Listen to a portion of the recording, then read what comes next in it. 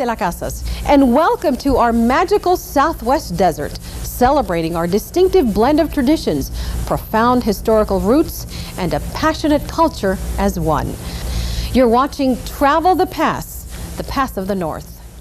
El Paso is one of these marvelous towns that has 400 years of some of the most colorful, diverse history you'll find anywhere on the planet. And it's all over town. For instance, downtown you think of as primarily gunfighter and Wild West and Mexican Revolution. But you also have a Chinese core down there with a very fascinating history.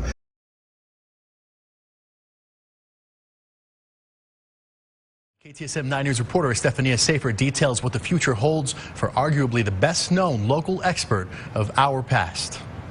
Well, I can see it. He scripted El Paso. He put El Paso on the map. He started chronicling our archives back in 1967 at UTEP. The first to gather every possible snippet of the borderland's 400-year history. Our stories couldn't be told if it weren't for him. And penning them to life. An author, lecturer, and historian whose byline reads, Leon Metz. This man has done so much, not only for El Paso, but for the entire Southwest. Originally from West Virginia, Metz joined the U.S. Air Force, eventually landing him at Biggs Field in El Paso, the city he now calls home. We have been publishing his works throughout our academic projects and publications since '91. Mostly within the pages of the Southwest Chronicle, the local publication which he used for years to educate any and everybody on the things he was passionate about. Fort Bliss, Billy the Kid, the border. That publication now run by one of his proteges. Down there with a very fascinating history. In the lower valley, of course, you have your missions. In Sunset Heights, you have your attractive homes in a different location.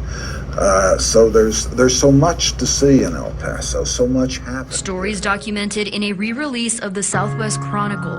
His articles and works restructured to appeal to the next generation of historians, all in Metz's honor.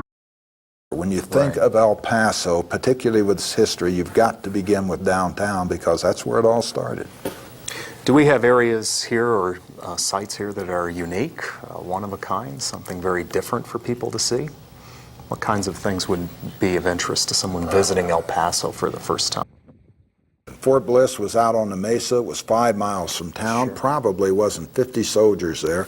With the Mexican Revolution, however, 1910, 1920, you get Fort Bliss suddenly becomes the largest cavalry post. And it's never been cavalry. It's always been infantry. Suddenly it's the largest cavalry post in the United States. That one.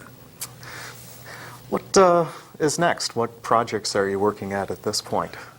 I'm starting to research the Mexican Revolution. If you can understand what happened here at El Paso and Juarez, you can understand the Mexican Revolution. And that's what I hope to do, is pull it together and make it make sense. Sure. We'll see. Well, there's certainly a wide range of material available on that. And Metz published over 17 books, but there was one that was never released. The Southwest Chronicle is going to be featuring a chapter of that unpublished book in its